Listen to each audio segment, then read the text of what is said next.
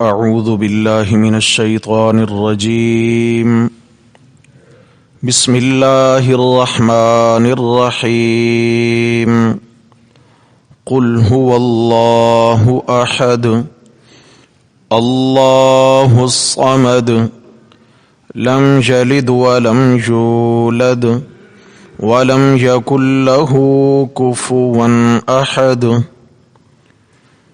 قل هو اللہ احد، فرما دیجئے وہ اللہ اکیلا ہے، اللہ الصمد، اللہ بے نیاز ہے، لم یلد ولم یولد، نہ اس نے کسی کو جنا ہے اور نہ وہ کسی سے جنا گیا ہے، وَلَمْ يَكُنْ لَهُ كُفُوًا أَحَدٌ، اور کوئی ایک بھی اس کے برابر کا نہیں۔ صدق اللہ، وَمَنْ أَصْدَقُ مِنَ اللَّهِ قِيلًا۔ اللهم صل على سيدنا ومولانا محمد وعلى آل سيدنا ومولانا محمد وبارك وسلم عليه۔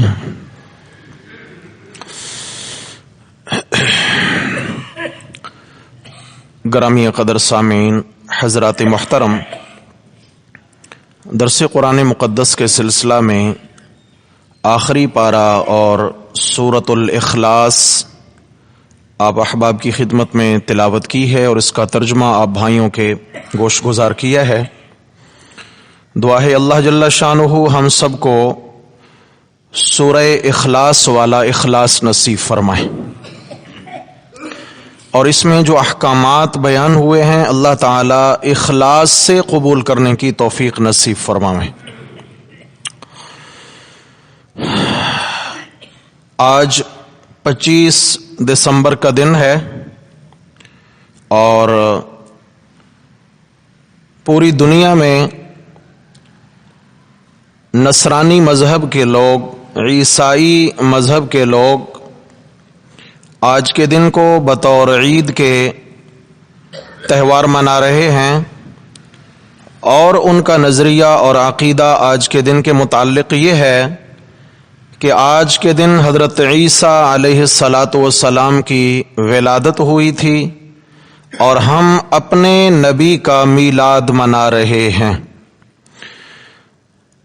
یہاں تک کہ حضرت عیسیٰ علیہ السلام کی ولادت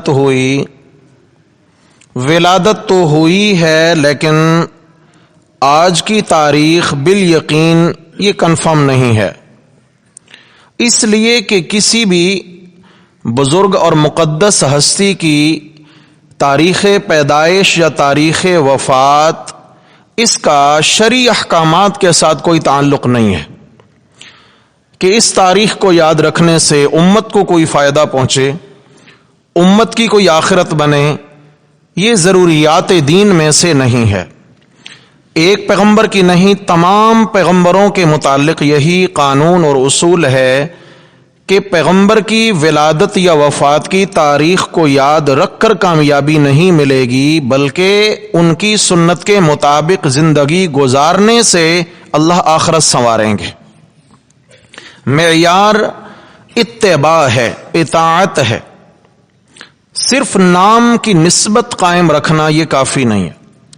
جیسا کہ رسول اللہ صلی اللہ علیہ وسلم کا فرمان ہے، من احبنی فقد اطاعنی، جس نے میرے ساتھ محبت کا دعویٰ کیا کہ میں اللہ کے رسول کا سچا عاشق ہوں، جس نے میری محبت کا دم بھرا، تو اس کو دیکھو اس میں میری محبت کی، صداقت کی اگر ایک نشانی موجود ہے تو وہ سچا عاشق ہے، اگر وہ نشانی نہیں پائی جا رہی تو وہ دعوے میں جھوٹا ہے۔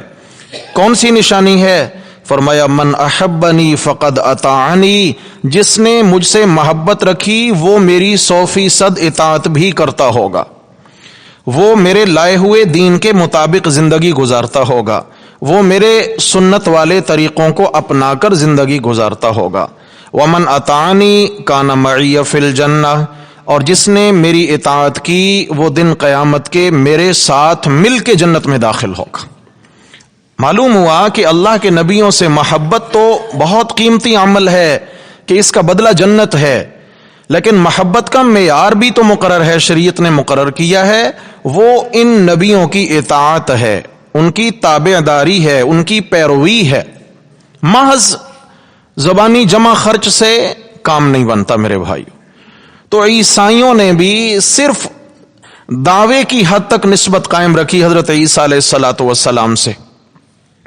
جہاں حضرت عیسیٰ علیہ السلام کی دعوت کی بات آئی تو عیسائیت حضرت عیسیٰ علیہ السلام سے تعلق توڑ بیٹھی، ان کے دعوے کھوکھلے نکلے۔ دن قیامت کے اللہ جل شانہ حضرت عیسیٰ علیہ السلام کو حشر کے میدان میں کرسی عدالت کے سامنے کھڑا فرمائیں گے، اور بعض مفسرین نے یہاں تک بھی لکھا ہے کہ قیامت کے دن سب سے پہلے جس ہستی کا حساب ہوگا وہ جناب عیسیٰ علیہ السلام ہوں گے، اس لیے کہ ان کی امت نے ساری امتوں سے بڑھ کر شرک کیا ہے۔ حضرت عیسیٰ علیہ السلام کے نام لیواؤں نے، آج دیکھیں پوری دنیا میں سب سے زیادہ جس مذہب کے لوگوں کی تعداد ہے وہ عیسائی مذہب ہے، تو معلوم ہوا کہ عیسیٰ علیہ السلام کو دنیا میں سب سے زیادہ اللہ کا شریک سمجھا گیا ہے۔ تو ان لوگوں کو اللہ تبارک و تعالی دکھائیں گے دن قیامت کے، دیکھو جس ہستی کو تم نے میں اللہ کا شریک بنایا، میں اللہ کا ولد قرار دیا، معبود سمجھ کے اس کی تم عبادت بجا لاتے رہے، اللہ کا بیٹا تصور کرتے رہے، دیکھو آج وہ خود حساب دے رہے ہیں میں اللہ کو۔ اگر وہ میرے بیٹے یا میرے شریک یا الہ یا معبود ہوتے تو پھر ان کو حساب نہ دینا پڑتا۔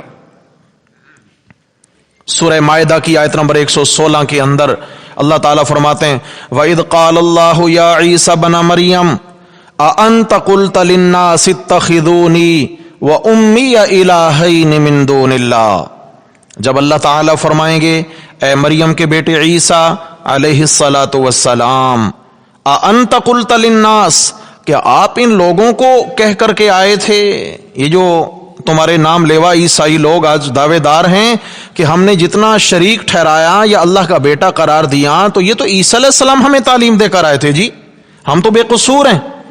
تو اللہ فرمائیں گے اَأَنْتَ قُلْتَ لِلنَّاسِ، اَأَنْتَ قُلْتَ لِلنَّاسِ، میرے پیغمبر ذرا بتائیے کیا آپ ان لوگوں کو کہہ کر کے آئے تھے کیا چیز کہ اتخذونی و امی الہین من دون اللہ، کہ تم مجھے اور میری اماں جی کو اللہ کے بنا دو الہ اور معبود بنائے رکھنا، مجھے بھی الہ ماننا، مجھے بھی معبود ماننا، اور میری اماں کو بھی معبود ماننا اللہ کے سوا۔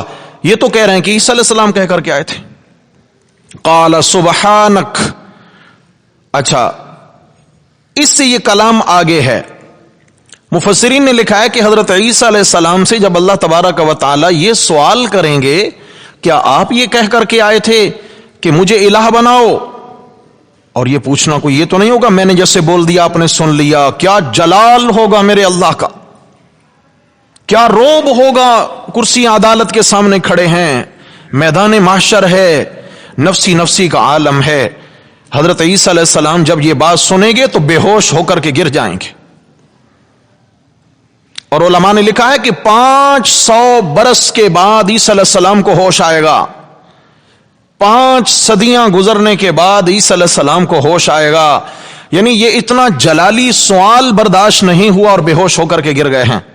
یا اللہ، میں جس شرک کے خلاف جہاد کرتا رہا، میں جس کفر کے خلاف یلغار کرتا رہا، میں نے اپنی امت کو جس شرک سے منع کرا ساری زندگی، وہی جرم میرے ذمہ میری امت لگائے کھڑی ہے۔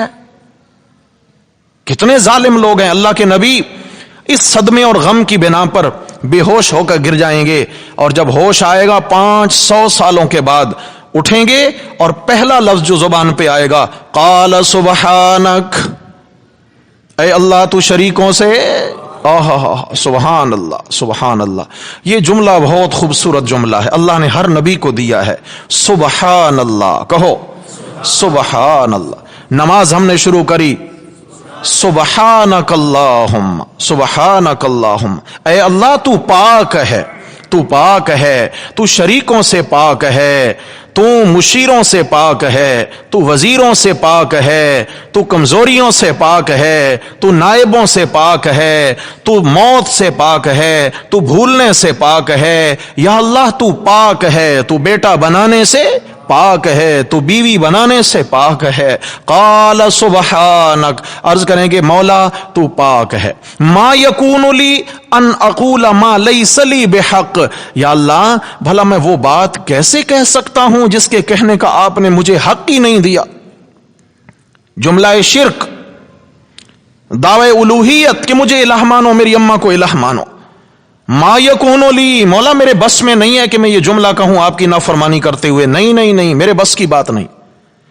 آگے لفظ وَإِن كُنْتُ قُلْتُهُ فَقَدْ عَلِمْتَ، سورہ مائدہ کی آیت نمبر 116، ان كُنْتُ قُلْتُهُ فَقَدْ عَلِمْتَ، یا اللہ اگر میں نے یہ بات کہی ہوتی تو آپ تو اچھی طرح جانتے ہیں کہ میں نے کہی۔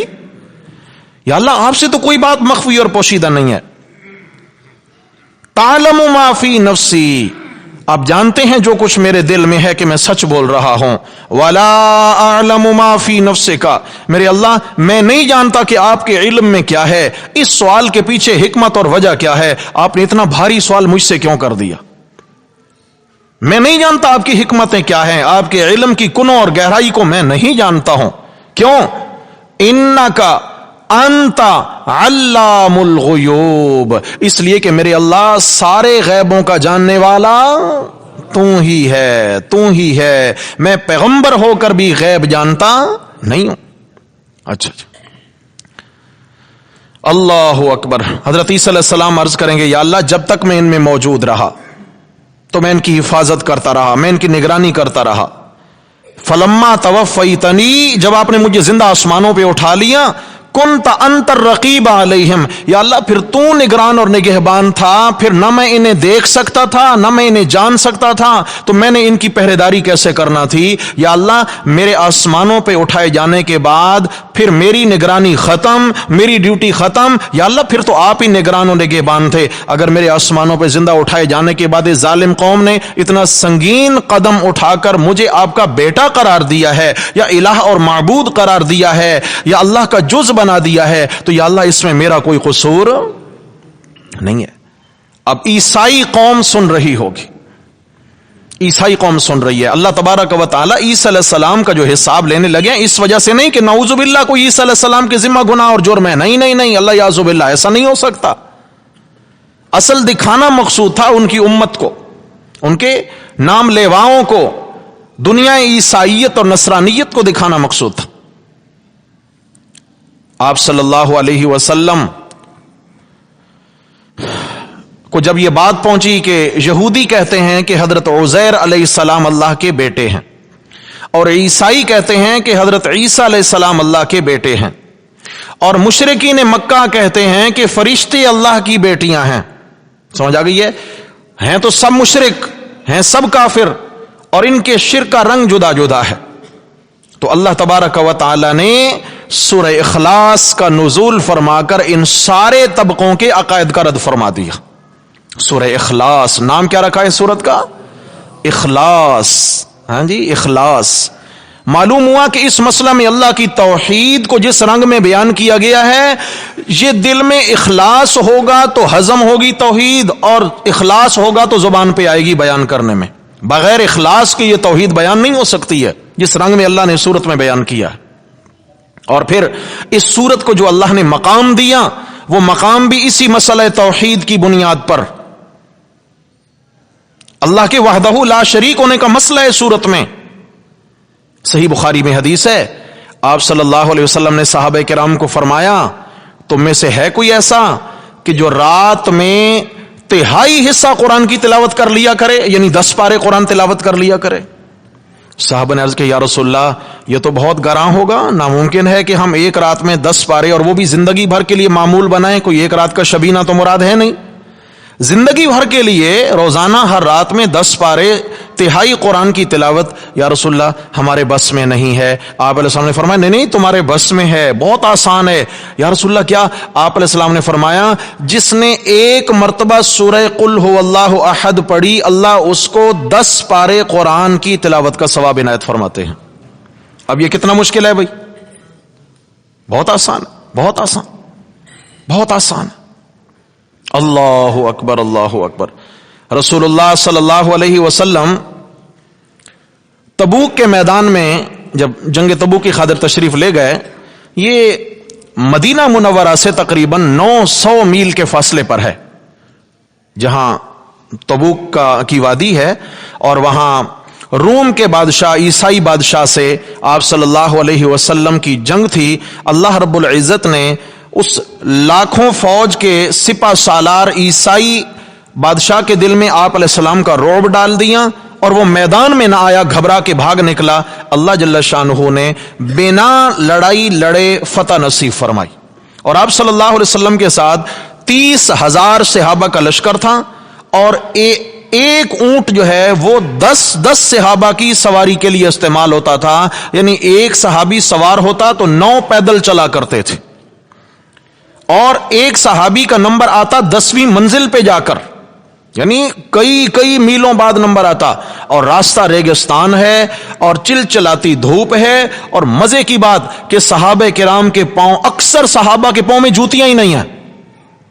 اتنا غربت کا زمانہ, بے سر و سامانی کا عالم. شاگردوں نے, تابعین نے, جیسے حضرت مجاہد تابعی رحمہ اللہ نے حضرت عبداللہ ابن عمر رضی اللہ عنہ سے پوچھا کہ حضرت پھر کیسے گزارا ہوا؟ تو فرمایا ہم نے اپنے عمامے پھاڑ لیے, ایک ٹکڑا ہم نے سروں پہ لپیٹ لیا, اور 2 ٹکڑے ہم نے کر کے ایک پاؤں پہ لپیٹ لیا, دوسرے پاؤں پہ لپیٹ لیا, ریت کی حدت اور تپش سے بچنے کے لیے. اور رہ گیا کھانے کا معاملہ, تو دن رات میں یعنی 24 گھنٹے میں ایک مجاہد کے حصہ میں 1 دانہ کھجور کا آتا تھا, 1 دانہ کھجور کا. پھر شاگرد نے پوچھا حضرت پھر گزران کیسے ہوئی؟ فرمایا یہ مت پوچھو گزران کیسے ہوئی, جب تک 1 دانہ مل رہا تھا وہ تو بہت اچھی گزران ہو رہی تھی, یہ پوچھو جب 1 دانہ بھی ملنا ختم ہو گیا پھر گزران کیسے ہوئی؟ فرمانے لگے پھر وہی گھٹلیاں چوس کے ہم گزارا کیا کرتے تھے, اور وہی گھٹلیاں ہم پیس لیتے تھے 2 پتھروں میں رکھ کر, اور پھر انہی کو پھانک کے اوپر سے پانی پی لیا کرتے تھے. لیکن میرے بھائیوں, ظاہری طور پہ مادی اعتبار سے تو کمزوری تھی, مال دولت تو نہیں تھی, فراوانی نہیں تھی, لیکن ایمان پہاڑوں سے بھی بڑا تھا, ایمان پہاڑوں سے بھی طاقتور تھا. اور انہوں نے اس جو ہے نا غربت کے عالم میں اور بے سر و سامانی کے عالم میں اللہ کے حبیب کا ساتھ دیا. اللہ تعالیٰ نے 1 مہینے کی مسافت سے, ابھی یہ لشکر 1 مہینے کے سفر پہ تھا کہ کافر بادشاہ جس کے پیچھے لاکھوں کا لشکر تھا اس کے دل میں اللہ نے رعب ڈال دیا, اور وہ وہیں سے بھاگ نکلا. اللہ تعالیٰ نے بنا لڑائی لڑے تبوک کا علاقہ آپ علیہ السلام کو عنایت فرما دیا, اور کفر کی کمر ٹوٹ گئی. خیر, آپ صلی اللہ علیہ وسلم اسی تبوک کے میدان میں تھے کہ حضرت جبریل علیہ الصلوۃ والسلام تشریف لائے. یہ روایت مختلف حدیث کی کتابوں میں, جیسے سنن نسائی کے اندر ہے, مسند امام احمد ابن حنبل کے اندر ہے, موجم طبرانی کبیر کے اندر, مختلف کتب احادیث میں روایت ہے. الفاظ مختلف ہیں, لیکن بہرحال بیچ میں آ کے لب لباب خلاصہ ایک ہی نکلتا ہے کہ آپ صلی اللہ علیہ وسلم تبوک کے میدان میں تھے کہ جبریل علیہ السلام تشریف لائے, اور حضرت جبریل علیہ الصلوۃ والسلام نے آ کر عرض کیا یا رسول اللہ, بلکہ صحابہ کہتے ہیں کہ ہم نے دیکھا کہ اس دن سورج جو نکلا تو سورج کی چمک ہم نے اتنی پہلے کبھی نہیں دیکھی تھی جو اس دن ہم نے سورج کی چمک دیکھی, اور روشنی انتہا کی, چمک انتہا کی کہ سورج کی طرف دیکھا نہیں جا رہا. سب حیران ہے کیا ہے. اسی اثنا میں جبریل علیہ السلام تشریف لے آئے. آپ نے فرمایا جبریل یہ اتنا سورج کی چمک کیوں ہے, کیا واقعہ ہو گیا؟ تو جبریل علیہ السلام نے عرض کیا یا رسول اللہ, مدینہ میں آپ کے ایک جانثار صحابی حضرت معاویہ بن معاویہ اللیثی رضی اللہ تعالیٰ عنہ کا آج انتقال ہو گیا ہے. معاویہ بن معاویہ اللیثی رضی اللہ عنہ کا انتقال ہوا ہے. تو وہی ان کے انتقال سے سورج کی اس روشنی کا کیا تعلق؟ تو عرض کیا یا رسول اللہ, آسمانوں کے نورانی فرشتے، ایک روایت میں 70,000 کی جماعت، ایک میں ہے لا تعداد فرشتے اللہ تعالیٰ نے آسمانوں سے اتارے ہیں حضرت معاویہ کی نماز جنازہ ادا کرنے کے لیے. یہ فرشتوں کے، نورانی فرشتوں کے اترنے کی بنیاد پر سورج کی چمک میں اضافہ ہو گیا ہے. آپ صلی اللہ علیہ وسلم نے فرمایا اچھا کمال ہے. جبریل امین عرض کرتے ہیں یا رسول اللہ طلب ہو اگر معاویہ کی نماز جنازہ پڑھانے کی تو حکم کریں. آپ نے فرمایا بالکل، ہم کیوں نہیں معاویہ کے جنازہ میں شریک ہوں گے، مگر یہ 900 میل کا فاصلہ.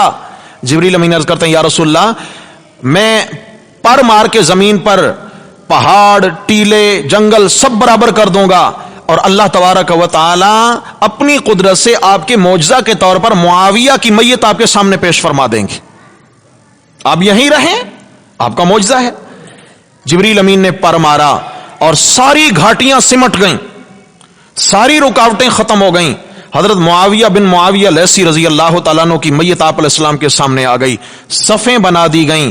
آپ علیہ السلام نے فرمایا کہ 2 صفیں بنی، کتنی؟ انسانوں کے علاوہ 2 صفیں میرے پیچھے ایسی تھیں جن میں صرف ملائکہ تھے، اور فرمایا ایک صف میں 70,000 ملائکہ تھے. ایک صف میں. اچھا عرب والے یہ 70,000 کا جو لفظ ہے یہ کثرت تعداد سے کنایتاً استعمال کرتے ہیں. جب کثرت تعداد بیان کرنی ہو لا تعداد، لفظ 70,000 کا استعمال ہو جاتا ہے، کہیں 70 کا کہیں 70,000 کا. تو یعنی 2 صفیں لا تعداد فرشتوں کی تھیں. آپ صلی اللہ علیہ وسلم نے نماز جنازہ پڑھائی، فرشتوں نے، لوگوں نے آپ کے پیچھے نماز جنازہ ادا کی. یاد رکھنا یہ میرے نبی کا معجزہ ہوا. کیا ہوا؟ آپ علیہ السلام کے لیے 2 موقعوں پر اس طرح زمین کو سمیٹا گیا 2 جنازے پڑھانے کے لیے. ایک حبشہ کے بادشاہ نجاشی کا جنازہ، ان کی نماز جنازہ آپ علیہ السلام نے اسی انداز سے پڑھائی کہ ان کی میت کو آپ علیہ السلام کے سامنے پیش فرما دیا گیا. اور ایک یہ حضرت معاویہ بن معاویہ رضی اللہ عنہ کی نماز جنازہ کے لیے آپ علیہ السلام کے لیے تمام مسافتیں سمیٹ دی گئیں. تو یہ آپ علیہ السلام کا کیا ہوا بھائی؟ اس سے غیبانہ نماز جنازہ نہیں ثابت ہوتا. یاد رکھنا کہ کوئی کہ جی غیبانہ نماز جنازہ اصول ہو گیا، یہ غیبانہ کے لیے اصول نہیں ہے. کچھ چیزیں آپ صلی اللہ علیہ وسلم کے لیے آپ کی خاصیت ہوا کرتی ہیں جنہیں معجزات کہا جاتا ہے، معجزات کہا جاتا ہے.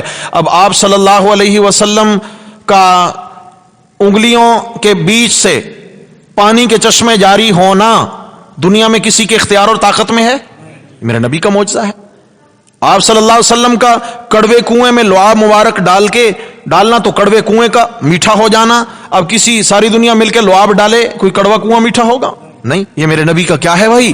معجزہ ہے. تو یہ غیبانہ نماز جنازہ نہیں، یہ بھی آپ علیہ السلام کا معجزہ ہے. آگے چلیے.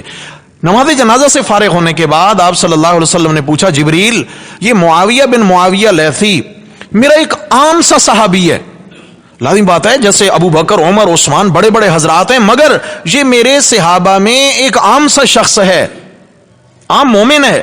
مگر کیا اس کا عمل تھا کہ آج اللہ نے اتنا اہتمام فرمایا کہ ان کی نماز جنازہ کے لیے ہزاروں نہیں لاکھوں فرشتے اتر آئے ہیں، اور سورج کی چمک میں اضافہ ہو گیا ہے، اور 900 میل سے میرے لیے زمین کو سمیٹ دیا گیا ہے. آخر وجہ کیا ہے؟ تو جبریل امین عرض کیا یا رسول اللہ آپ کا یہ وہ صحابی ہے جو اٹھتے بیٹھتے چلتے پھرتے ہر کام میں مشغول ہوتے وقت سورہ اخلاص کی برابر تلاوت کیا کرتے تھے، برابر تلاوت کیا کرتے تھے. سورہ اخلاص کی مسلسل تلاوت کی برکت سے آج اللہ نے اس کو یہ مقام عطا فرمایا ہے. اسی میں ایک روایت الگ ہے وہ طبرانی کی، اس میں یہ الفاظ ہیں کہ جبریل امین جب وہاں اس میدان میں چل رہے تھے تو اپنے قدموں کے پنجوں کے بل چل رہے تھے. آپ نے پوچھا جبریل یہ کیا وجہ ہے پنجوں کے بل؟ تو جبریل نے عرض کیا یا رسول اللہ آسمانوں کے اتنے ملائکہ معاویہ کی نماز جنازہ کے لیے اترے ہوئے ہیں کہ زمین پہ مکمل قدم رکھنے کے لیے مجھے جگہ ہی نہیں مل رہی ہے. اتنی تعداد میں فرشتے اترے ہیں. کیا خیال ہے میرے بھائی، عمل میں ہم لائیں نہیں لائیں اس کو؟ ممکن ہے یار اللہ تعالیٰ ہمارے ساتھ بھی یہ رحم و کرم اور مہر کا معاملہ فرما دیں. ہاں جی، کہ آسمانوں کے فرشتوں کا آنا سبحان اللہ، یہ رحمت کے فرشتے ہیں، اللہ کے حکم کے بنا تھوڑی آیا کرتے ہیں. تو آپ صلی اللہ علیہ وسلم نے سورہ اخلاص کی تلاوت کا یہ مقام بیان فرمایا. اور ایک حدیث میں آتا ہے کہ جس شخص نے 10 مرتبہ سورہ اخلاص کی تلاوت کری اللہ اس کے لیے جنت میں ایک موتیوں سے جڑا محل تعمیر فرما دیتے ہیں. موتیوں سے جڑا محل تعمیر ہو جاتا ہے۔ صحابہ نے عرض کی یا رسول اللہ پھر تو ہم کئی محل تعمیر کروا لیں گے۔ آپ نے فرمایا 10 بار پڑھو گے 1 محل ملے گا، 20 بار پڑھو گے 2 محل ملیں گے، 30 بار پڑھو گے 3 محل ملیں گے۔ فرمایا یوں تم تعداد بڑھاتے جاؤ اور اللہ کے ہاں کسی چیز کی کمی نہیں ہے، اللہ تمہارے جنت میں محلات بڑھاتے چلے جائیں گے، محلات بڑھ جائیں گے۔ کتنی مرتبہ بھائی؟ 10 مرتبہ، 10 مرتبہ، اور 1 مرتبہ پڑھی 10 پاروں کا ثواب، 2 مرتبہ 20 30، 3 مرتبہ تلاوت کی برکت سے اللہ پورے قرآن مجید کی تلاوت کا اجر و ثواب عطا فرما دیتے ہیں۔ وجہ کیوں؟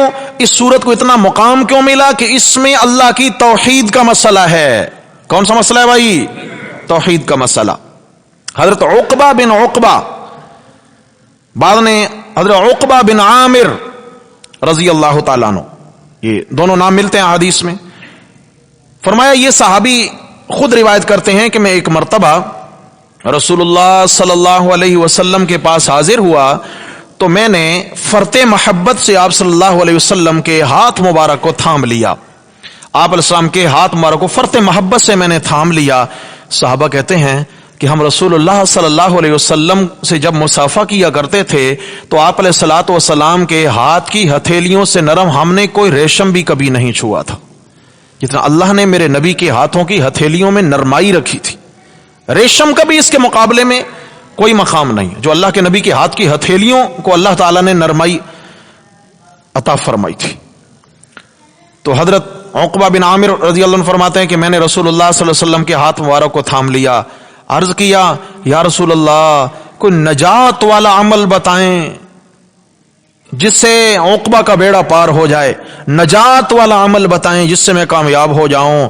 آپ صلی اللہ علیہ وسلم نے فرمایا اپنی زبان کو قابو میں رکھا کر۔ کیا کیا کر؟ ہاں یہ بے لاگ استعمال نہ کیا کر۔ ہاں جی، کسی کے متعلق کچھ کہہ دینا، گالم گلوچ، جھوٹ، غیبت، چغلی، بہتان تراشیاں، سمجھ آ گئی ہے، کسی کی عزت اچھالنا۔ فرمایا اس زبان کو اپنے قابو میں رکھ۔ زبان جو ہے انسان کے بدن میں سب سے زیادہ خطرناک عضو زبان ہے، سب سے زیادہ خطرناک یہ زبان ہے جو سب سے جلدی انسان کو اللہ کی نظر میں گراتی ہے۔ اس لیے زبان کا استعمال جو ہے وہ بہت محتاط ہونا چاہیے۔ آپ صلی اللہ علیہ وسلم نے ایک صحابی کے سوال پر صحابی نے کہ یا رسول اللہ دن قیامت کے سب سے زیادہ ہلاکت خیز چیز کیا ہوگی، سب سے زیادہ جو انسانوں کو ہلاکت میں ڈالے گی؟ آپ کے سامنے زبان مبارک باہر نکالی، پکڑ کے فرمایا یہ اس لیے کہ یہ استعمال ہو جاتی ہے، لیکن کہتے ہیں نا جیسے کمان سے نکلا تیر لوٹ کے نہیں آتا، زبان سے نکلے الفاظ کو پہلے تولیں پھر بولیں۔ کہیں میرے ان الفاظ سے کسی کا دل تو زخمی نہیں ہو جائے گا، میرے ان الفاظ سے کہیں میرا نام اعمال تو سیاہ نہیں ہو جائے گا، میرے ان الفاظ اور ما یلفظ من قول الا لدیہ رقیب عتید، قرآن مجید میں ہے کہ جو بھی لفظ انسان کی زبان سے ادا ہوتا ہے لکھنے والے تیار بیٹھے ہیں، یہ فرشتے رقیب عتید تیار بیٹھے ہیں قلمیں لے کر۔ اچھا لفظ نکلا تو اس فرشتے نے نوٹ کر لیا نیکیوں کی کتاب میں، اگر برا لفظ نکلا تو الٹے کندھے کے فرشتے نے گناہوں کی کتاب اور رجسٹر میں اسے نقل کر لیا، اور دن قیامت کے اپنے ایک ایک لفظ کو اللہ کے حضور ثابت کرنا پڑے گا، یاد رکھنا۔ دن قیامت کے اللہ تعالیٰ یہ رجسٹر کھولیں گے اور فرمائیں گے دنیا میں بولا کرتا تھا اور کہا کرتا تھا یہ بات ہے یہ بات ہے یہ بات ہے، آج اپنے ایک ایک لفظ کو ثابت کر میں اللہ کے دربار میں۔ کسی پہ بہتان تراشی کرنے والا تو ثابت کر، کسی کی عزت اچھالنے والا تو ثابت کر، لیکن کہاں شرم آتی ہے انسان کو؟ شرم ہو تو آئے۔ بولے جا رہے ہیں اپنے نام اعمال برباد کیے جا رہا ہے ایک بندہ۔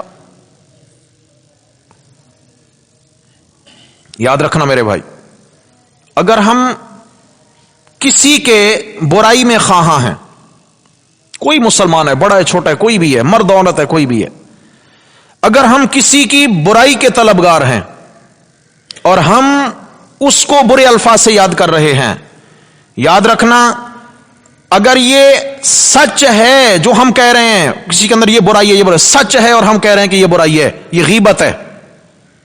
اور غیبت کے بارے الغیبت اشد من الزنا، زنا کرنا اتنا گناہ نہیں جتنا کسی مسلمان کی غیبت کرنا گناہ ہے۔ اور اگر اس میں وہ عیب نہیں ہے، محض دھوکے کی بنیاد پہ یہ بول دیا، تو یہ بہتان ہے، اور بہتان کا جو گناہ ہے پھر مرنے کے بعد پتہ چلے گا کہ میں نے کیا کیا۔ لیکن غیبت کرنے والے کو بڑے نقصانات کا سامنا ہوتا ہے۔ اس نے جو نمازیں پڑھی ہیں، روزے رکھے ہیں، ذکر کر رہا ہے، تلاوت کر رہا ہے، مسلمان کی غیبت کری، فرشتوں نے پہلا کام یہ کیا کہ اس کے نامہ اعمال سے نیکیاں اٹھا کر اس کے نامہ اعمال میں جا کے رکھ دیں جس کی غیبت ہوئی ہے۔ ایمان سے بتائیں، نقصان کیا فائدہ کیا؟ بولو بھائی، ہاتھ کیا آیا؟ اس کے آتے ہوئے پھر اس کے گناہ لائے اور اس کے نامہ اعمال میں دھر دیے۔ گناہ اس نے کیا تھا، بھلے کیا تھا، لیکن اس غیبت کرنے کی بنیاد پر اس کے ذمہ سے گناہ اتر گیا۔ دن قیامت کی غیبت کرنے والے کو اب اس کے گناہ کا حساب دینا پڑے گا۔ اس کا گناہ اٹھ کے اس کے نامہ اعمال میں آ گیا ہے۔ طریقہ یہ نہیں ہوتا ہے کہ پیٹھ پیچھے جو ہے نا جی آپ کسی کے کپڑے اتارتے رہیں اور کسی کو برا بھلا کہیں۔ بھائی اگر واقعی آپ خیر خواہ ہیں، مصلح ہیں، تو اس کو الگ سے بٹھا کر خیر خواہی کے انداز میں، محبت کے انداز میں ان کی اصلاح کی کوشش کریں۔ یہ میرا ہم سب کا فریضہ ہے بھائی۔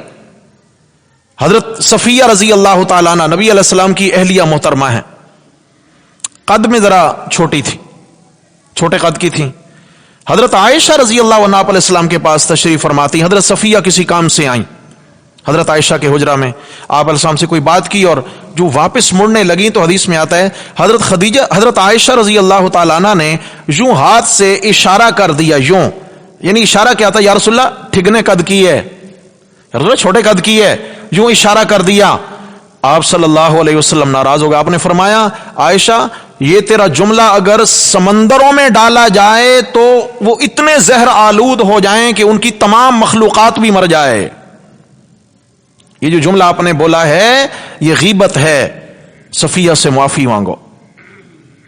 میرے بھائی آج ہم سوچیں خدا کے لیے، دیکھیں یہ عیب میرے اندر بھی بہت، آپ کے اندر بھی ہوں گے، کسی اور کے اندر بھی ہوں گے، ہم سب اس ہمام میں ننگے، غلطیاں ہوتی رہتی ہیں، انسان کرنا کچھ آتا ہے لیکن یہ ہوتا ہے کہ بے خیالی میں کچھ بول جاتا ہے، لیکن بجائے اس کے کہ کل اللہ کے ہاں جا کر اپنے ان الفاظ کو ثابت کرنا پڑے، نہ کر پایا تو نام اعمال داؤ پہ لگ جائے گا۔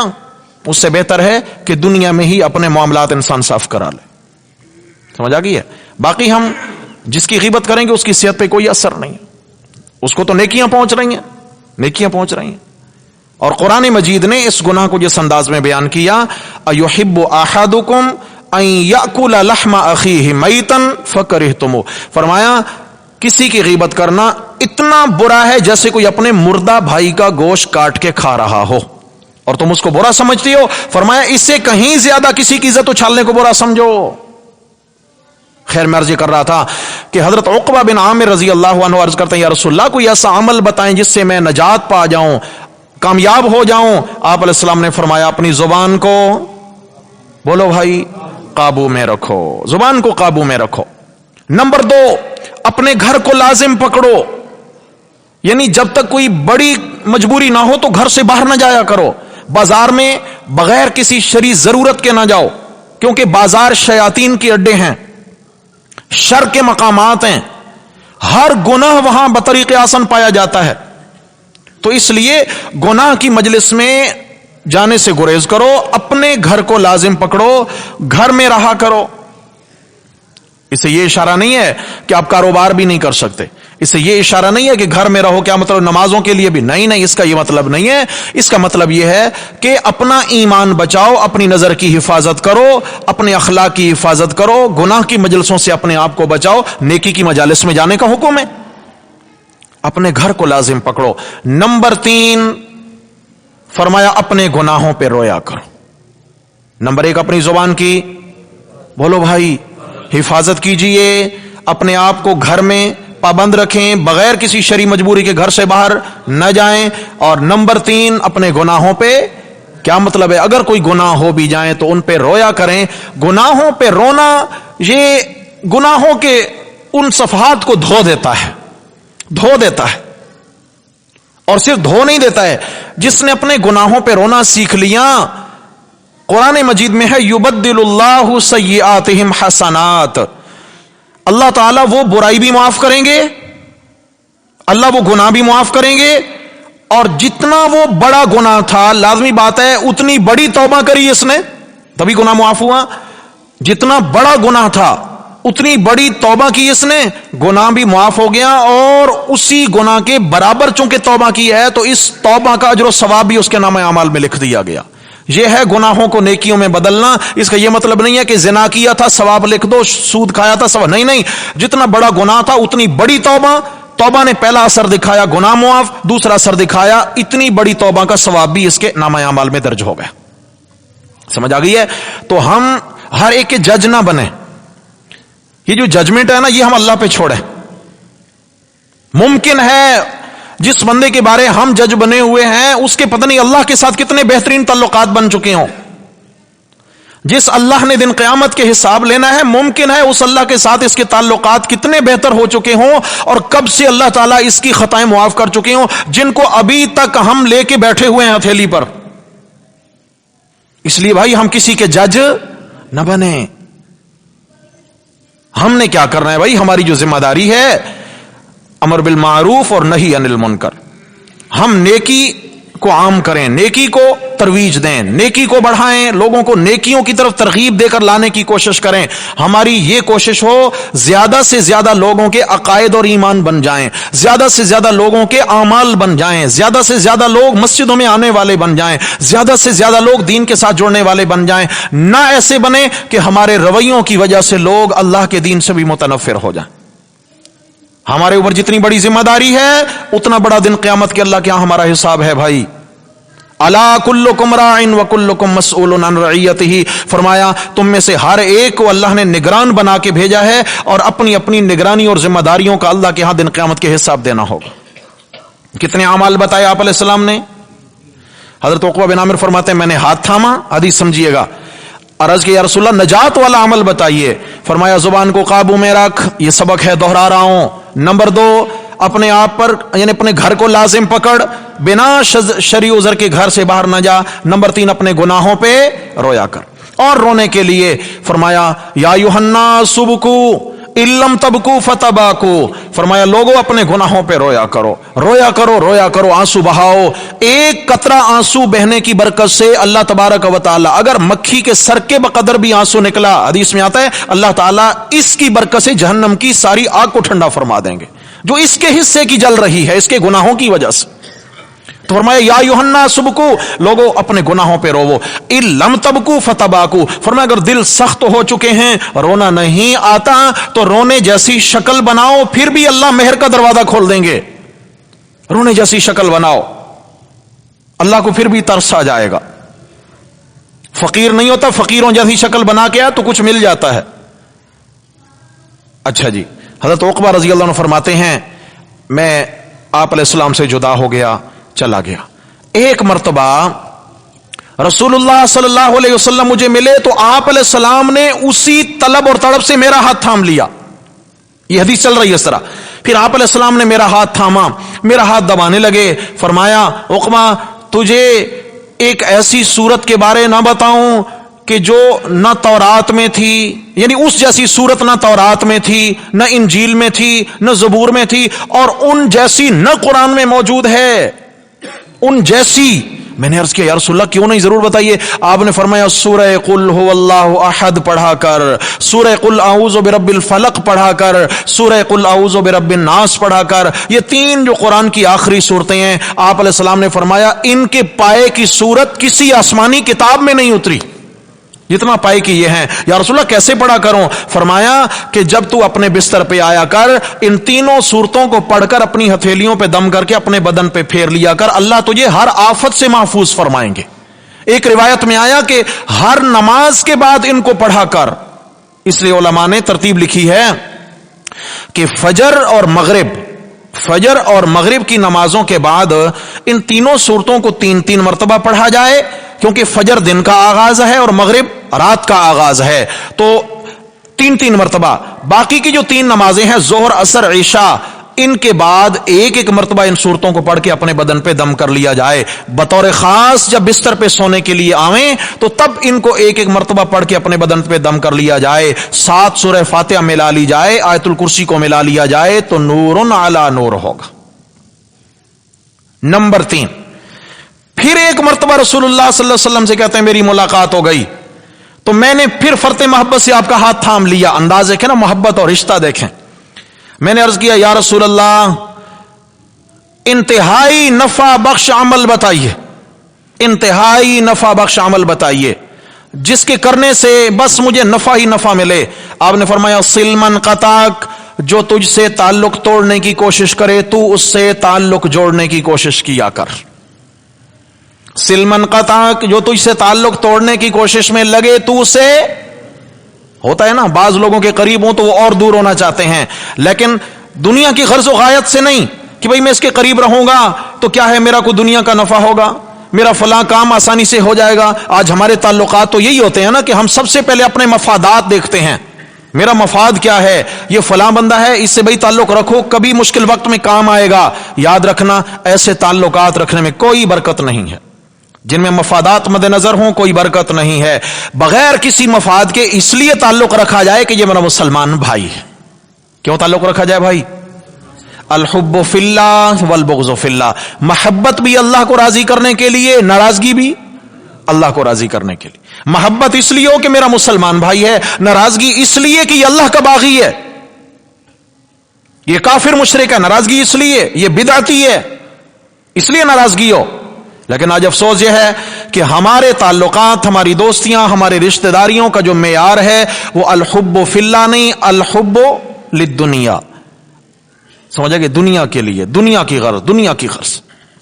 तो आपने फरमाया अगर तू नफा बख्श अमल चाहता है जो तुझे नफा ही पहुंचाए, तो फिर जो तुझसे ताल्लुक तोड़े तू उससे जोड़ने की कोशिश कर। नंबर 2, वाफ़ु अम्मन ज़लमक, उसको मुआफ कर दे जिसने तेरे ऊपर जुल्म किया, जिसने तेरे साथ ज्यादती करी है उसको दिल से क्या कर, बोलो भाई।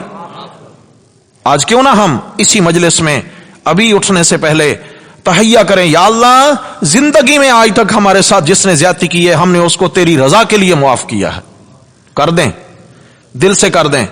और जरा सोचें अपने दिल में, हर एक को पता होता है कि किसने मेरे साथ क्या किया, इंदल्लाह मुआफ कर दें हम, उसमें क्या फायदा होगा। मुमकिन है उसने तो हिसाब देना हो अल्लाह को, लेकिन इंशाअल्लाह इस मुआफी की बदौलत अल्लाह हमारे गुनाह मुआफ फरमा देंगे। इसे फरमाया वाफ़ु अम्मन ज़लमक, और उसके बाद आपने फरमाया जो तुझसे हाथ रोके तू उसको दिया कर, जो तुझे कुछ ना दे महरूम रखे तू उसे। आज हमारे तबादले तहाइफ के होते हैं, वो आएंगे तो हम जाएंगे, वो देंगे तो हम देंगे, हमारे तो तबादले होते हैं ना जी। लेकिन शरीयत का मिजाज अलग है, फरमाया किसी से तबादला मत कीजिए, जो तुझसे हाथ रोके तू उसको अता कर, तू उसको अता कर। और इसके बाद आप सल्लल्लाहु अलैहि वसल्लम ने फिर फरमाया कि सूरह इखलास की 10 मरतबा तिलावत किया कर, 10 मरतबा तिलावत करने से अल्लाह ताला जन्नत में मोतियों से जुड़ा महल नसीब फरमाएंगे। समझ गए? ये बेहतरीन अमल बता दिया, बेहतरीन अमल बता दी। एक हदीस में आता है, ये भी गालिबन तबरानी की रिवायत है, फरमाया जिसने 50 मरतबा सूरह इखलास की तिलावत की अल्लाह उसके 50 साल के गुनाह मुआफ फरमाएंगे। और जिसने फरमाया 200 मरतबा तिलावत की, 200 मरतबा तिलावत की, उसके गुनाह अलग से मुआफ होंगे और अल्लाह ताला उसके लिए 2500 बड़ी बड़ी नेकियां उसके नाम अमाल में दर्ज फरमाएंगे, बड़ी बड़ी नेकियां। नंबर 3 हदीस इसी उन्वान की, फरमाया जो अपने बिस्तर पे आए और अपनी दाएं करवट पे लेट जाए और सूरह इखलास की तिलावत शुरू कर दे और पूरे 100 मरतबा तिलावत करे, यानी क्या है, लेटा हुआ है, नींद भी आ सकती है, जबर करके अपनी तबीयत पे अपने आप को जगा के रखे और 100 मरतबा तिलावत करे। साथ मुजाहिदा भी सिखा दिया कि लेट के कर, आप सामने अमल का जो तरीका बताया उसमें बड़ी खैर होती है। बसा औक़ात क्या होता है कि कुछ अमाल की तादाद बता दी जाती है, बाज़ अमाल का तरीका बता दिया जाता है, तो वहां हम क्या करें कि उस तादाद को हम पकड़ें, उस तरीका को पकड़ें। क्यों? चाबी होती है ना, चाबी, इसके दंदाने होंगे तो ताला खुलेगा, लेकिन अगर एक दंदाना कम हुआ तो भी ताला और एक ज्यादा हो गया तो भी ताला। बसा औकात बाज आसानियों के ताले खोलने के लिए अल्लाह के रसूल ने बाज अमाल की खास तादाद मुकर्रर करके उम्मत को बता दी है। اس لیے جس نظریے سے کریں تو اس تعداد کو فالو کریں جو حدیث میں آتی ہے. باقی جو بزرگان دین کی طرف سے بتائی ہوئی تعدادیں ہیں یہ قطعی نہیں ہیں، ان میں کمی بیشی ہو سکتی ہے، لیکن جو حدیث میں آ گئی ہیں ان میں کمی بیشی ہمیں نہیں کرنی چاہیے. خیر اور فلاح اسی کے اندر ہے. تو آپ علیہ السلام نے فرمایا کہ جو بستر پہ آئے اور 100 مرتبہ سورہ اخلاص کی تلاوت کرے، 100 مرتبہ سیدھی کروٹ پہ لیٹے لیٹے، تو اللہ تعالیٰ دن قیامت کے فرمائیں گے میرے بندے تیرا جی چاہے جنت اپنی دائیں جانب دیکھ اور جنت کے 8 دروازوں میں سے جس دروازے سے چاہے تو گزر جا، اور جنت کی حوروں میں سے جس حور سے تیرا جی چاہے نکاح کر لے. دن قیامت کے یہ سب اللہ کی رحمتیں ہیں، سب اللہ کی. تو میرے بھائیو یہاں عرض کرنے کا مقصد یہ ہے کہ اس چھوٹی سی سورت کو اتنا مقام ملا کیوں؟ اس لیے کہ اس کے اندر جو عنوان ہے وہ عنوان یہودیت کے عقیدے پہ بھی زد پڑتی ہے، نصرانیوں کے عقیدے کی بھی رد ہے، اور مشرکین کے عقائد کا بھی رد ہے، اور اس میں اللہ کی وحدانیت کا مسئلہ ہے. قل هو اللہ احد. آپ صلی اللہ علیہ وسلم مسجد نبوی میں تشریف لائے تو حدیث میں آتا ہے کہ ایک صحابی کو دعا مانگتے ہوئے سنا، وہ بس انہماک سے دعائیں مانگے جا رہا ہے، اور دعا سے پہلے ایک وہ جملہ اس نے کہا صحابی نے، اللہم انی اسألک بانی اشہد انک انت اللہ لا الہ الا انت الاحد الصمد الذی لم یلد ولم یولد ولم یکن لہ کفوا احد. یہ جملہ جب سنا آپ علیہ السلام رو گئے. آپ نے فرمایا کہ مجھے قسم ہے اس پاک ذات کی جس کے قبضہ قدرت میں محمد کی جان ہے، اس نے جن الفاظ کے ذریعے دعا مانگی ہے یہ اسم اعظم ہے، اور اس اسم اعظم کے ذریعے کوئی مانگی ہوئی دعا اللہ رد نہیں فرمائیں گے. کیوں؟ اس میں بھی سورہ اخلاص آ گئی ہے، اس میں بھی اللہ کی توحید کا سبق آیا ہے، اللہ کی وحدانیت، اللہ کے وحدہ لا شریک ہونے کا سبق جب انسان بندے کو سنائے گا اس کے بعد اپنا سوال رکھے گا. اللہ کو رحم آئے گا نہیں آئے گا؟ اللہ کو پیار بھی آئے گا، رحم بھی آئے گا. اللہ کو پیار بھی آئے گا، رحم بھی آئے گا. ایک شخص ہے وہ آپ کے دروازے پہ آتا ہے بھیک مانگنے کے لیے، سب سے پہلے آ کر آپ کی تعریفیں کرتا ہے، آپ کا گھر ہمیشہ آباد رہے، آپ کے کاروبار کو بھاگ لگے رہیں، آپ کی اولادیں ہمیشہ خوشیاں دیکھیں، یہ وہ دعائیں دیتا ہے، اور ساتھ ہی کہ آپ کی تعریفیں کرتا ہے. آپ کی تعریفیں کرنے کے بعد کہتا ہے بھوکا ہوں کھانا تو کھلا دیں. کھلانے کو جی چاہے گا نہیں چاہے گا؟ جی کیوں؟ دل خوش ہو چکا ہے، دل میں نرمی آ چکی ہے، بڑا دل چاہے گا. ایک جگہ ہم رہتے تھے، ایک بڑھیا عورت تھی، بالکل بڑھیا خاتون، بڑی مشکل سے بیچاری چل کے آتی تھیں. وہ ہفتے میں تقریباً 1 مرتبہ ہمارے ہاں آتی ہیں. اگر زندہ ہیں تو اللہ انہیں سلامت رکھے، انتقال ہو گیا تو اللہ جنت میں جگہ دے. کئی سالوں کی بات ہے. تو وہ جو ہی آتی تھیں وہ ضرورت مند، لیکن میں نے کبھی اپنی زندگی میں اس کو سوال کرتے ہوئے نہیں دیکھا. میں نے نہیں دیکھا کہ اس نے کہا وہ میرے گھر میں کھانا نہیں ہے، میرے بچے بھوکے ہیں، میرے گھر میں کچھ نہیں. نہیں کبھی نہیں. سیڑھیاں چڑھتے ہی جو ہی دروازے میں داخل ہوتی ہے اس کی زبان پہ دعائیں دعائیں دعائیں دعائیں. اگر گھنٹہ بیٹھی ہے تو گھنٹہ پورا اس کی زبان رکی نہیں ہے، ایک سے ایک بڑھ کے دعا دیے جا رہی ہیں. اور اگر کچھ دے دیا تو بھی دعائیں، نہیں دیا تو بھی دعائیں، دیتے دیتے دیتے دیتے اٹھ کے چلی گئی دعائیں. سمجھ آ گئی؟ تو یہ بڑے قیمتی لوگ ہوتے ہیں، بڑے قیمتی لوگ ہوتے ہیں، سمجھ، جن کی دعائیں بے لوث ہوتی ہیں. ایسے لوگوں کا خیال رکھا کریں، جو بے لوث ہوتے ہیں ان کا خیال رکھا کریں.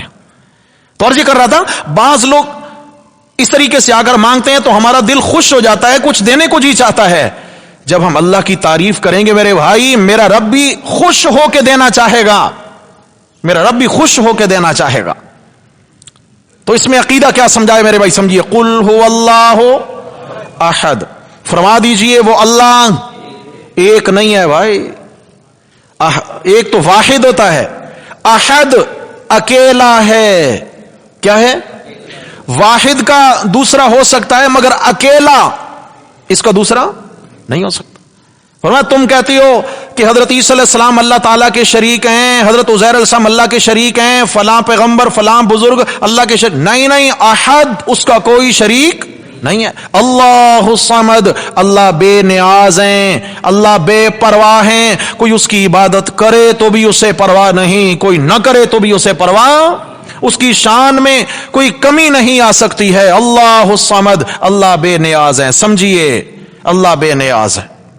حضرت شاہ عبد القادر رحمۃ اللہ علیہ، انہوں نے اردو میں سب سے پہلا ترجمہ کیا تھا. حضرت شاہ عبد القادر محدث دہلوی رحمۃ اللہ علیہ، جن کو دیوبندی، بریلوی، اہل حدیث سب اپنا بڑا سمجھتے ہیں، اور ان اختلافات سے پہلے کے ہیں. یہ حضرت شاہ عبد القادر محدث دہلوی رحمہ اللہ موضح القرآن کے نام سے ان کا ترجمہ ملتا ہے. شاہ صاحب رحمہ اللہ نے جو معنی کیا اللہ الصمد، اللہ نرادھار ہے. کیا معنی ہے؟ کیا معنی نرادھار کا؟ اللہ نرادھار ہے، سنسکرتی زبان کا لفظ ہے، اللہ نرادھار ہے. حضرت امیر شریعت سید عطا اللہ شاہ بخاری رحمہ اللہ ختم نبوت کی تحریک کے زمانہ میں 1952 کے قریب یہ جیل میں تھے، اور شاہ صاحب رحمہ اللہ نے ختم نبوت کے لیے جو قربانیاں دی ہیں وہ اپنی مثال آپ ہیں. کسی نے پوچھا حضرت اپنی زندگی کی کوئی کارگزاری سنائیے، زندگی کیسی گزری؟ فرمایا کیا پوچھتے ہو بخاری کی زندگی کے بارے، آدھی کٹ گئی جیل میں، آدھی کٹ گئی ریل میں. آدھی کٹ گئی جیل میں اور آدھی کٹ گئی. کیا مطلب ہے؟ ریل میں تو کٹی ہے ختم نبوت کے لیے دعوت دیتے دیتے، اور جیل میں کٹی ہے ختم نبوت پہ تکالیف اٹھاتے اٹھاتے، قربانیاں دیتے دیتے.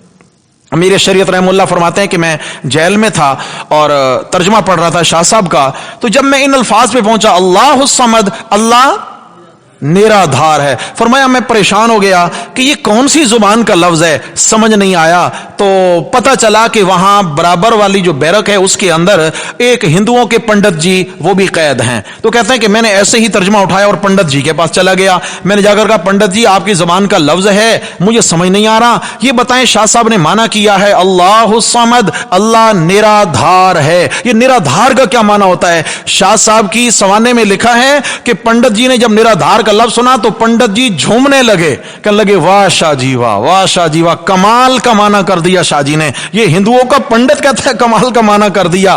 کیا معنی کیا؟ اللہ الصمد، اللہ نرادھار ہے. کیا مطلب ہے؟ اللہ وہ ذات ہیں، اللہ وہ ذات ہیں، سمد کا مطلب اللہ وہ ذات ہیں جس کا ہر کام ہر کسی کے بغیر چل سکے اور کسی کا کوئی کام اس کے بنا نہ چل سکے. اسے کہتے ہیں نرادھار، الصمد، اللہ الصمد. تو فرمایا اللہ کی خدائی جو ہے، خدا کی خدائی حضرت عیسیٰ علیہ السلام کی وجہ سے نہیں چل رہی، حضرت عزیر علیہ السلام کی وجہ سے نہیں چل رہی، لات منات عزا حبل کی وجہ سے نہیں چل رہی ہے، حضرت علی اور اہل بیت کی وجہ سے بولو نہیں چل رہی ہے. اللہ الصمد، اللہ بے نیاز ہے، بے پرواہ ہے، اس کا کام ہر کسی کے بنا چلتا ہے اور اس کے بنا کسی کا کوئی کام نہیں چل سکتا. لم یلد، لم یلد، اس نے کسی کو نہیں جنا، یعنی اس کی کوئی اولاد نہیں. ولم یولد، نہ وہ کسی کی اولاد ہے. ولم یکن لہ کفوا احد، اور اس کے برابر کا بھی کوئی نہیں. پچھلے درس میں بھی عرض کر دیا تھا کہ انسان سے کے کچھ رشتے ہوتے ہیں جن کی وجہ سے بندہ ان کی محبت میں مجبور ہو جاتا ہے. اولاد ہوتی ہے، والدین ہوتے ہیں، کنبہ قبیلہ برادری ہوتی ہے، برابر کے لوگ ہوتے ہیں. میرے رب نے فرمایا لم یلد، نہ تو میرے کوئی اوپر کے والدین ہیں کہ جو مجھے مجبور کر سکیں. ولم یولد، اچھا لم یلد، میری اولاد بھی کوئی نہیں جو مجھے مجبور کر سکے. لم یولد، میرے ماں باپ اوپر کے رشتے بھی کوئی نہیں جن کی کوئی بات مجھے مجبور کر سکے. ولم یکن لہ کفوا احد، کفو میری برابری، میرا کنبہ، میرا قبیلہ، میرے رشتہ دار بھی کوئی نہیں ہے کہ جو مجھے مجبور کر سکیں، بلکہ میں کیا ہوں؟ اللہ الصمد، اللہ کیا ہیں؟ بے نیاز ہیں، بے نیاز ہیں. واہ میرے اللہ تیری بے نیازیاں. رہ گئے حضرت عیسیٰ علیہ الصلوۃ والسلام. حضرت عیسیٰ علیہ الصلوۃ والسلام کو اللہ کا بیٹا قرار دینا، یہ مسئلہ آج سمجھ لیں، بیٹا بےایمانہ بالکل نہیں ہے. عیسائیوں یا یہودیوں کا یہ عقیدہ بالکل نہیں ہے کہ اللہ نے شادی کی ہے. یہ ایک پادری کے ساتھ میری تفصیلی گفتگو ہوئی اس عنوان پر. بڑے پادری تھے اور بیلجیم کے تھے. تو وہ ایک جگہ میں پڑھاتا تھا، ایک سٹاپ پہ میں کھڑا تھا، تو وہ مغرب کا وقت ہو گیا، گاڑی میں گزر رہے تھے. جہاں ہمارا مدرسہ تھا اس کے قریب تھوڑے سے فاصلے پر جو ہے ان کا وہ تھا جو چرچ ہوتا ہے عیسائیوں کا. تو وہ پادری گزرے، ان کے ساتھ ترجمان تھے، تو مجھے بٹھا لیا ساتھ. پوچھنے لگے کہاں؟ میں نے کہا جی میں فلاں ادارے میں پڑھاتا ہوں. تو چلے گئے، مجھے وہاں چھوڑا. اس کے بعد میں نے ان کو روک لیا، بٹھایا. بات چیت تو گاڑی میں ہی ہماری شروع ہو گئی، گاڑی میں بات چیت شروع ہو گئی. میں نے ان کو یہ کہا کہ آپ یہ کیوں کہتے ہیں کہ حضرت عیسیٰ علیہ السلام ابن اللہ ہیں، اللہ میں سے نکلے ہیں، اللہ کے جز ہیں؟ تو مجھے اس پادری نے جواب دیا، توجہ سے سننا، خدا کی قسم اللہ کے گھر میں اس کا یہ جواب تھا کہ اگر ہم کہتے ہیں کہ حضرت عیسیٰ علیہ السلام اللہ کے جز ہیں، تم مسلمان بھی تو اپنے نبی کو نور من نور اللہ کہتے ہو. اللہ کے نوروں میں سے نور جدا کہتے ہیں نہیں کہتے ہیں جی؟ وہ کوئی اور نسل ہے. ٹھیک ہے. میں نے کہا بھائی وہ الحمدللہ ہم نہیں ہیں, ہم اللہ تعالیٰ کے اجزاء نہیں کرتے, اللہ کا جز کسی کو نہیں مانتے, ہم اس کو کفر کہتے ہیں. جو کہے کہ اللہ میں سے کوئی نکلا ہے, اللہ میں سے کوئی نکل سکتا نہیں ہے. جو میں سے ہوتا ہے نا وہ تو اولاد بن جاتی ہے, کسی سے نکلے اس کے وہ والدین بن جاتے ہیں.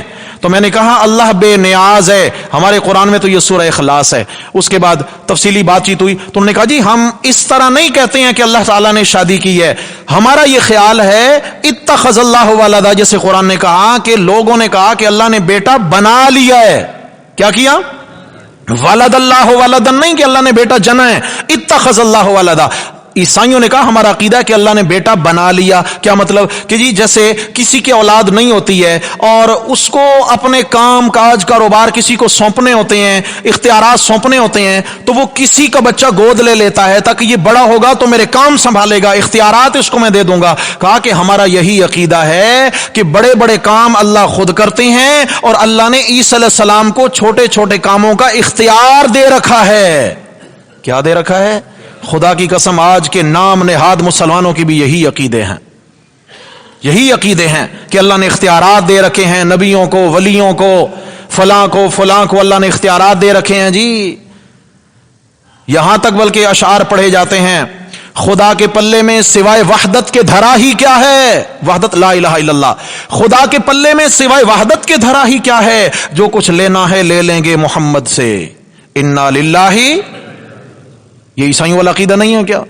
اچھا پھر کیا اشعار کہے, ہاں جی کہتے ہیں جی محبت ہے, خدا ایسی محبت کرنے کی اجازت دیتا ہے؟ ذرا ویریفائی کرانا اللہ کی عدالت میں لے جا کے اپنی محبت کو.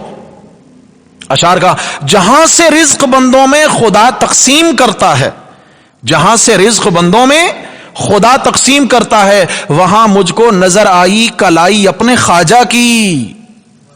نہیں سمجھے بات کو کہ دیتا تو اللہ ہے لیکن تقسیم میرے خواجہ کرتے ہیں. ام من شیء الا عندنا خزائنہ وما ننزلہ الا بقدر معلوم. فرمایا کون سی چیز ہے جس کے خزانے میں اللہ کے پاس نہیں ہے, میں اپنے اندازے کے مطابق ان کو اتارتا ہوں, جتنا ضرورت ہوتی ہے اتنا خزانہ بھیجتا ہوں. دینے والا بھی اللہ, بانٹنے والا بھی اللہ. نحن قسمنا بینہم معیشتوں, فرمایا لوگوں کے درمیان کی معیشت ہم نے بانٹی ہے, قسمنا ہم نے بانٹی ہے, میرے سوا کوئی بانٹنے والا نہیں ہے. تو اللہ کے عیسائیوں کا پھر یہ ایک عقیدہ تھا کہ اللہ تعالیٰ حضرت عیسیٰ علیہ السلام کے وجود میں حلول کر کے اتر آئے. اب کسی نے اللہ کو دیکھنا ہو تو عیسیٰ علیہ السلام کو دیکھ لیں. قرآن نے فتویٰ لگایا لقد کفر الذین قالوا ان اللہ هو المسیح ابن مریم. فرمایا پکی بات ہے, کافر ٹھہرے وہ لوگ جنہوں نے کہا کہ حضرت عیسیٰ علیہ السلام ہی اللہ ہیں, کہ ان کے بدن میں اللہ حلول کر آئے. وہ لوگ کیا بنے؟ کافر بنے. آج کا مسلمان پیچھے نہیں رہا. قرآن ایسے ہی سمجھ آئے گا, معاشرے میں فٹ کریں, یہ گولیاں یہ ڈوز دیتے جائیں, بیمار کا علاج ہو. سیدھے سادے بیچارے عام پبلک, لیکن اللہ تعالیٰ گمراہ کرنے والوں کو ہدایت دے. ایک بڑے سرخیل نے شعر کہا کہ جی وہی جو مستوی عرش تھا خدا ہو کر, وہی جو مستوی عرش تھا خدا ہو کر, اتر پڑا مدینہ میں مصطفیٰ ہو کر. عیسائیوں نے کہا اللہ حضرت عیسیٰ علیہ السلام کے بدن میں اتر کے آ گئے ہیں, حضرت عیسیٰ کی شکل میں. آج کی کلمہ گو نے کہا مدینہ میں مصطفیٰ صلی اللہ علیہ وسلم کی شکل میں اللہ زمین پہ آ گئے ہیں. فرق ہے؟ بولو بھائی. اللہ تعالی کی صفت ہے احد, قل هو اللہ, میرے نبی کا نام ہے احمد. کہو ذرا مبشرا برسول یاتی من بعد اسمہ احمد. حضرت عیسیٰ علیہ السلام نے اپنی قوم کو بتایا کہ میں تمہیں خوشخبری دیتا ہوں, میرے بعد ایک نبی آنے والا ہے جس کا نام ہوگا احمد. میرے نبی صلی اللہ علیہ وسلم حضرت عیسیٰ کی خوشخبریوں میں احمد نام رکھتے ہیں. آپ علیہ السلام کا نام احمد ہے. اللہ کی صفت احد, احد. احمد کی میم ہٹا دیں, کیا بن گیا؟ بولو. ہاں تو شاعر نے کیا کہا, نام نہاد عاشق نے کیا کہا, ہٹا کر میم کا پردہ جو جھانکا تیری کملی میں. میم کا پردہ, احمد میں سے میم مٹا دی میں نے. کہنے لگے ہٹا کر میم کا پردہ جو جھانکا تیری کملی میں، دیکھا ذات احمد میں احد روپوش رہتا ہے. دیکھا ذات احمد میں. کافر انڈیا سے منگوانا پڑیں گے؟ بتاؤ، بولتے کیوں نہیں ہے بھائی؟ یہ کلمہ پڑھنے کے باوجود بھی ہم کیا گل کھلا رہے ہیں.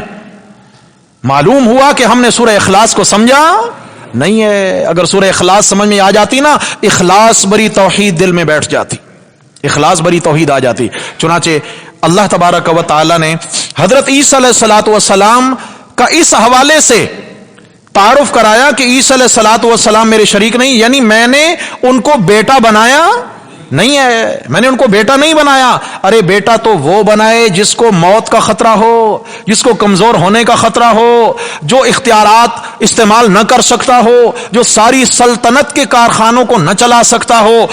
فرمایا وہ اپنا نائب اور مختار تو وہ بنائے. لیکن میں اللہ رب العزت کہوں للہ ملک السماوات والارض، آسمانوں میں بھی راج میرا، زمینوں میں بھی راج میرا، آسمانوں سے آگے بھی راج میرا، زمینوں سے نیچے بھی راج میرا ہے. فرمایا سب کچھ بنانے والا اکیلا اللہ، تو ساری کائنات کا نظام چلانے والا بھی اکیلا اللہ ہے. اس لیے تو پچھلے درس میں بھی حدیث سنائی تھی کہ اللہ تعالیٰ فرماتے ہیں کہ آدم کا بیٹا مجھے جھٹلاتا بھی ہے، اور شتمنی ابن آدم، آدم کا بیٹا مجھے گالیاں بھی بکتا ہے. جھٹلاتا تو یہ ہے، کہتا ہے کہ مر جاؤں گا تو مجھے کون زندہ کرے گا، کوئی زندہ نہیں کر سکتا. فرمایا نہیں، جس نے تجھے پہلے بنایا وہ دوبارہ بھی بنانے پر قادر ہے. یہ جھٹلاتا ہے مجھے. اور شتمنی ابن آدم ولم یکن لہ ذالک، آدم کا بیٹا مجھے گالیاں بکتا ہے اور اسے حق نہیں کہ مجھے گالیاں بکے. کیسے گالیاں بکتا ہے؟ کہتا ہے اتخذ اللہ ولدا، اللہ نے اولاد بنا لی، یعنی نائب بنا کر اللہ نے اختیارات بانٹ دیے ہیں. میرے رب نے فرمایا آدم کا بیٹا مجھے گالیاں بکتا ہے. کیا کرتا ہے؟ اللہ. یہ اللہ کو کیا ہے بھائی؟ اللہ نے اپنے نبیوں کو، اللہ نے ولیوں کو، حضرت علی کو، اماموں کو، زندوں کو، مردوں کو بعض کاموں کے اختیارات دے رکھے ہیں، اور وہ کارخانہ کائنات کے بعض کاموں کو چلا رہے ہیں. کہو یہ اللہ کو کیا ہے؟ یہ گالی ہے میرے بھائی، یہ گالی ہے. بلکہ اللہ تعالیٰ کی محبت، اللہ کی عزت کیا ہے؟ یہ نعرہ لگاؤ قل هو اللہ احد، وہ اکیلا ہے، اس نے اپنا اختیار کسی کو سونپا. اگر اختیار سونپے ہوتے تو پھر عیسیٰ علیہ السلام کو دن قیامت کے حساب کیوں دینا پڑتا؟ اور بھی اس پر کئی آیات ہیں. بہرحال دعا ہے اللہ تبارک و تعالی اس امت کو ہدایت نصیب فرمائے، اللہ مسلمانوں کی بھی اصلاح فرمائے، اور اللہ تبارک و تعالی ساری نصرانی قوم کو عقیدہ توحید پہ لا کھڑا کرے. اللہ تبارک و تعالی ان کو بھی ہدایت کی راہ نصیب فرما دیں. میرے بھائیو، ہم دعا بھی کریں، دوا بھی کریں، لیکن یاد رکھنا ایک بندہ اگر کسی کو کرسمس ڈے مبارک، ہاں جی، یا میری کرسمس جو کچھ بھی کہہ رہا ہے، مبارکباد دے رہا ہے، تو یاد رکھنا وہ اللہ کو گالی بک رہا ہے. وہ کہتا ہے کہ آج کے دن اللہ تعالیٰ نے عیسیٰ علیہ السلام کو بیٹا بنایا تھا، تو اس نے اللہ کو کیا بکی ہے؟ گالی بکی. وہ اللہ کو گالی بک رہا ہے، اور یہ گالی بکنے والا کہتا ہے مبارک ہو تو یہ تیرا یہ گالی بکنا. ایمان سے بتائیے اس مسلمان کا ایمان سلامت رہے گا؟ نہیں رہے گا. اس سے میرے بھائیوں، نہ اللہ کو گالیاں بکنی ہیں، نہ بکنے والوں کا ساتھ دینا ہے. کہو انشاءاللہ تعالی. اچھا جی، کیا فرمایا؟ سورہ اخلاص کی حدیث مبارکہ جس کے مطابق بندہ جس دروازے سے داخل ہو اور جس حوض سے جائے نکاح کرے، اللہ کے نبی صلی اللہ علیہ وسلم اس حدیث مبارکہ کو کس طرح سمجھا؟ یہ خواتین کی طرف سے سوال ہے کہ یہ تو مردوں کے لیے ہے کہ جس حور سے چاہے نکاح کر لے، اور عورتوں کے لیے کیا ہوگا اگر عورتیں یہ پڑھے تو؟ عورتوں کے لیے یہ نہیں ہوگا تم جس مرد سے چاہے نکاح کر لو، یہ مطلب نہیں ہے. ہاں، جو عورتیں بنا نکاح کی دنیا سے چلی گئیں، بغیر نکاح کے ان کا انتقال ہو گیا، جوانی کی عمر میں انتقال ہو گیا، سمجھ آ گئی ہے، یا انہیں طلاق ہو گئی، تو وہ بغیر شوہر والی ہیں. اگر صاحب ایمان ہیں تو یقیناً ان کو تو چناؤ دیا جائے گا کہ تم جس اللہ کے نیک بندے سے چاہتی ہو تمہارا نکاح کر دیا جائے گا. جس صحابی سے، جس تابعی سے، جس ولی سے، جس بزرگ سے. یہ تو ایک قسم کی یہاں پہ آفر اتنی تو ہو سکتی ہے. لیکن جو نکاح والی عورت ہے اور اس کا شوہر بھی جنت میں جا رہا ہے، تو یاد رکھنا یہ اس شوہر کی تمام بیویوں کی ملکہ بن کے جنت میں داخل ہوگی. جیسے گھر میں ساس چاہتی ہے نا کہ میں گھر میں سٹک ہولڈر بن کے رہوں، گھر کی چابی میرے پاس، گھر کے اختیارات میرے پاس ہیں، بڑی ہوں.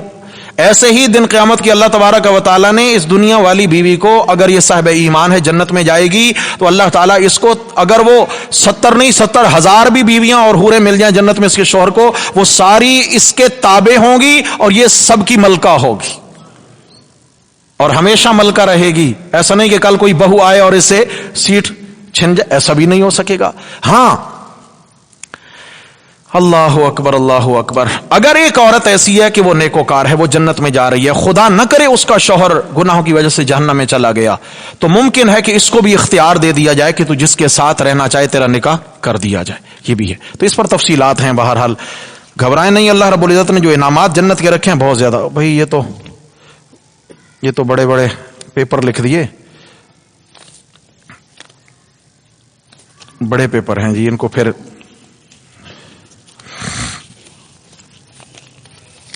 سوال مختصر لکھا کریں. بھائی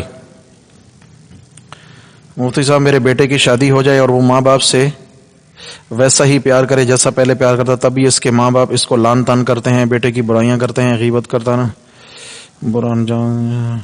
دیکھیں بھائی، ہم دل میں وسعت پیدا کریں اور گھر میں بڑی مائیں بطور خاص وسعت پیدا کریں. جس بیٹے کی شادی کی اتنی چاہت ہوتی ہے ماں کو، میں اپنے بیٹے کی شادی کروں گی، اس کے لیے دلہنیاں لاؤں گی، اور پھر اس کے لیے ایک سے ایک بڑھ کے دلہن تلاش کر رہی ہوتی ہیں، اس دلہن کے آتے ہی پھر ماں کی نظریں کیوں بدل جاتی ہیں؟ اس کی ایک ہی وجہ ہوتی ہے کہ ماں چاہتی ہے کہ میرا بیٹا 100% جیسے مجھ سے محبت رکھتا تھا، میرا تھا، مجھے وقت دیتا تھا، اب بھی ایسا ہی کرے. ایسا نہیں ہو سکتا.